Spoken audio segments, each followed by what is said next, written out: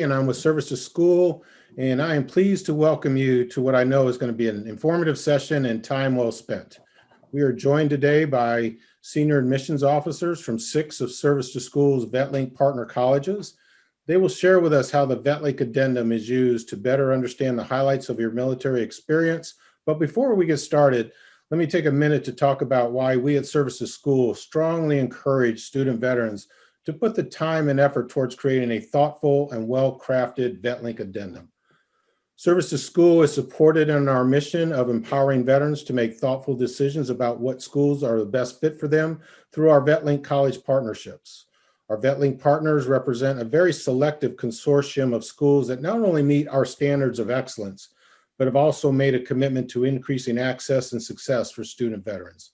A major piece of this, especially in terms of increasing access for veterans, is providing admissions committees with a demilitarized resume that, when well done, not only demonstrates your likelihood of success in and out of the classroom, but also sets you apart from other applicants.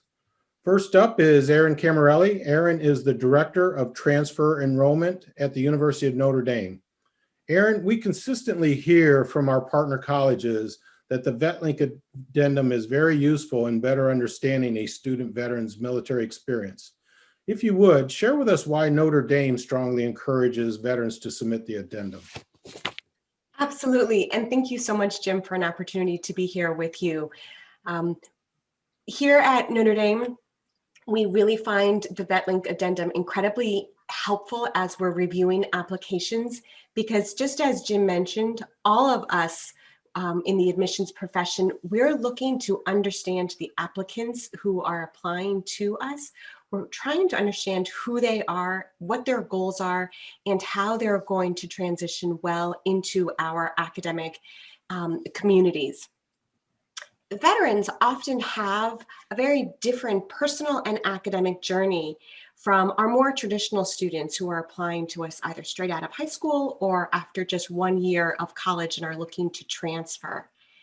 That VetLink Addendum, that provides our veteran applicants with the opportunity to translate their own unique experiences and then to help many of us, many of whom are civilians and have never served in the military before, to get to know you, to really understand what your goals are, what your experiences are, how you're going to come to our communities, our academic learning environments, and to really flourish. And that is what we utilize that VetLink Addendum for, is to understand what your unique experiences are, how they have shaped you, and then how they're going to shape our community once you're here. So therefore, my best advice to each of our applicants is to thoroughly utilize the addendum so that you can paint the biggest and best picture of who you are as a person, so that we can best know you and provide an opportunity to really get to know who you are. So with that, thank you so much for the time and energy that you put into this application, that you put into the addendum, and to know how much we all truly value all of your efforts for that. So thank you. Thank you, Erin. Next up is Lexi Hurd. Lexi is the Associate Dean of Admissions at Amherst College. The VetLink Addendum starts with the veteran providing background information and then listing awards and decorations. Lexi, what do you and your colleagues at Amherst College learn about a veteran applicant when reviewing this information? Yeah, I think that's a great question because it seems like such basic information at the start of it. All of us practice holistic admission, and I agree with everything that Erin just mentioned. And the foundation of holistic admission is context. So having right there on the front page, the branch of the military that you served in, how long you served, in your own words too, just a summary of sort of the work that you were doing in the military, kind of sets that foundation for us, especially those of us who are civilians like myself, as we approach and start into thinking about the rest of your military experiences that will be highlighted in the VetLink Addendum. So it's pretty basic. It doesn't take that long, but for us, it's one of those things that as we're reading it, we're like, all right, this is setting the stage for what I am anticipating, the types of student experiences and military experiences that the student might have throughout the rest of this. So it actually is really important. The top 3 military awards section, I really like that it's limited to 3. I don't know if everyone else might agree on the call, but in some ways, it means to us that you are going to, if you have more than 3, you'll be choosing which ones you think are the ones that you want to highlight for us. And I think that that's important as well, and meaningful. It's helpful for us to have it all in the same section, so we know that it's right after that demographic information. So it's not meant to be broken out such that if you don't have 3 awards to list there or any awards to list there, that means that it's going to be highlighted as a big negative in your application. I think sometimes students really worry about that.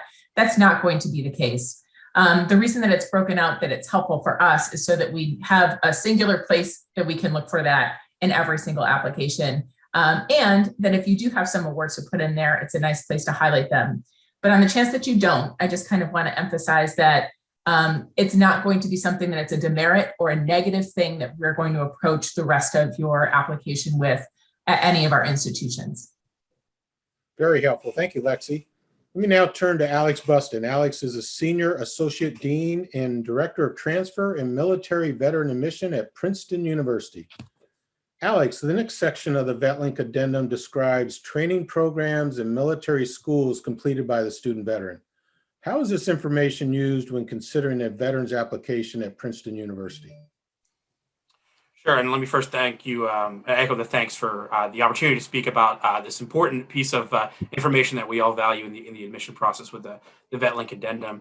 As with kind of other areas of the addendum that have been touched upon in terms of helping us understand your overall primary responsibilities in your position as well as the progression, I think it's helpful because I know there may be potentially misconceptions that in schools like Princeton, and I think this also applies for other VetLink schools, where we don't give credit for JST or training as in terms of course credit towards our degree, that may mean that we don't necessarily value them. And that's not true at all. I mean, they're valuable in our process, even if that kind of credit isn't transferable, because it constitutes and shows us success of a different nature. And I think one of our students on campus, I think, defined this really well, and that kind of success in those settings, even if it's not equivalent type of coursework, it's still kind of a transfer of energies to success in those areas to potential success in the future areas you'll be studying in other rigorous areas. So having done well in a strong or above average performance or rank in those schools and programs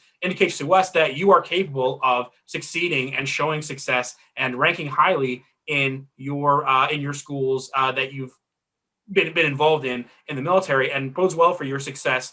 And gives us the sense of the personal traits that you have that contribute to that success, right? So that might be, your work ethic, your integrity, other positive traits, how good of a team player you are, and just how able you are to succeed in a different type of rigorous environment, and how capable you might be of doing that on our campus. There's no preference or priority for one school versus another. You don't have to look at that and think, man, if I wasn't, number one in Ranger School or whatever, that I don't have as good a chance of a rigorous setting. As long as you're doing well in whatever and have shown success in whatever courses or schools or training programs you were a part of, that still is an indicator of success in different ways that you might have on our campuses. And I think another thing I would add is that it can also help to contextualize recommendations that you have from colleagues or supervisors in the service or other things that you write about in the addendum or in the application to help us understand, again, the context of what you've been doing and how well you've been doing it. Great. Thanks, Alex. I'm now going to ask Patricia Way. Patricia is the Associate Director from the Office of Undergraduate Admissions at Yale University. Talk a little bit about the military experiences section. This section of the addendum is intended to demilitarize a veteran's work experience by highlighting billets, jobs, and assignments. Patricia, what are the key points in this section that add to Yale's review of a veteran's application? Sure. The military experience section of the VetLink Addendum is very helpful to the admissions committee because it provides us with a better understanding of your military responsibilities. There's no need to highlight every job you've had. I think actually the VetLink Addendum limits you to 3. But do let us know about your most recent positions and the ones that showcase leadership, collaboration, or specific skills. At Yale, we do show the VetLink Addendum to our ROTC liaisons, and they help us translate your military training and awards. However, the admissions committee comprises only civilians. It is in the military experience section of the addendum where the admissions committee gets to hear from you directly a description of your military roles. Avoid military speak. Please do describe in civilian terms what your job was. I do not know what an operations leading petty officer, a supply response division NCO in charge, a structural journeyman, or senior gun team leader does. So use this section to explain it to me. There are also lots of acronyms in the military. I encourage you to use them only sparingly. While we do know what ROTC and NCOs mean, not everybody in the admissions world would understand what SOCOM, UAV, CBRN refer to. In the highlight section, let us know how you contributed to your job or unit, important accomplishments or skills that you developed. If you had leadership positions, describe how many people were on your team or project and what your leadership role was. In your job, did you train others? Were you meritoriously promoted? Did you develop any special skills? What impact did you make on your unit? Be truthful about your job responsibilities, but please do not be shy about sharing your accomplishments. Your contributions to the military help the admissions committee better understand how you would add a different perspective to our campus and how you could make an impact at our college. Thank you, Patricia. Very helpful to reemphasize the need to translate those military experiences. Adam Sapp now joins us from Pomona College. Adam Sapp is Assistant Vice President and Director of Admissions. Adam, the overseas service section includes overseas assignments, joint exercises, or deployments. How does this information fit into Pomona College's holistic review of a veteran's application? Thanks for that question, Jim. It's a good one. We see this quite a lot. Assignments overseas, participation in joint exercises, or combat deployments are often moments of real growth for you when you're serving, and we recognize that. Tell us about it if you can. We know some details will likely be classified, so keep those out, of course, but start by telling us what the experience or assignment was, to the extent that's possible, but really spend most of the time reflecting on what that experience meant to you and what it did for you. Maybe the assignment exposed you to different people or different parts of the world or the country. Maybe it challenged you to learn new skills in order to achieve your objectives while on assignment. Talk about that if you can.